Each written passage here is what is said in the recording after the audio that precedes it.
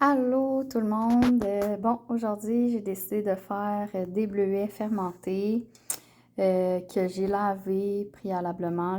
En fait, ce que j'ai fait, c'est que je les ai laissés tremper dans l'eau avec une passoire par-dessus pour venir mettre du poids. Puis je me suis rendu compte que sur le dessus, il y avait des petites mousses de...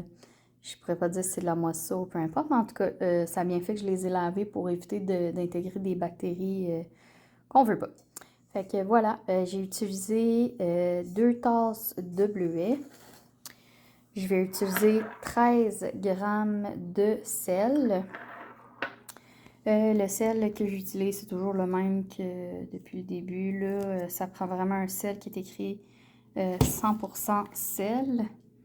Pas d'iode ni d'autres produits ajoutés. Donc voilà, je vais venir diluer mon sel dans l'eau. Encore là, c'est une eau là, qui est propre, qui n'a pas de chlore à l'intérieur. Donc, ce que vous pouvez faire, c'est de laisser votre eau à température pièce là, pendant 48 heures. Moi, je l'ai dans le frigo directement, fait que elle est prête là, à être utilisée. Donc, voilà, super simple. J'ai ajouté mes bleuets. Dans le fond, 2 tasses de bleuets, ça l'a rentré dans mon contenant de 325 ml. Ce qu'il faut savoir, c'est qu'un coup que la fermentation est faite, puis que tu as décidé d'ouvrir ton contenant pour le consommer, il faut que tu le consommes dans la semaine qui suit. Donc, je conseille fortement de faire des petits contenants et non des gros tout le temps.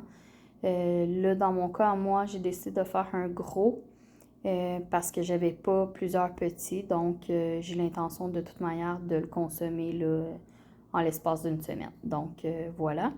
Là, je vais venir ajouter l'eau avec l'eau qui est mélangée avec le sel. Donc, voilà, j'ai rempli d'eau. Là, dans mon cas, moi, j'ai vraiment envie de venir mettre un poids, un sac Ziploc rempli d'eau pour vraiment être sûr que toutes les bleuets sont ensevelis dans l'eau. Ce que je viens faire aussi, c'est de venir taper sur mon contenant. Vous voyez, il y a des bulles. Fait que je viens vraiment enlever l'air, les bulles d'air qu'il y a à l'intérieur. Puis voilà, c'est assez important de le faire parce que ce qu'on veut pas, c'est qu'il y ait de l'air à l'intérieur. Donc voilà, je vais venir rajouter, là, comme je vous disais, un sac Ziploc rempli d'eau. Ben, un petit sac Ziploc, là, pas genre un format sac Ziploc à sandwich. Là, actuellement, j'en ai pas sous la main. Évidemment, il faut que ce soit propre. Ensuite, on va venir remplir avec un peu d'eau pour venir créer comme un poids. Puis, on va venir là, fermer notre contenant avec ce sac Ziploc-là.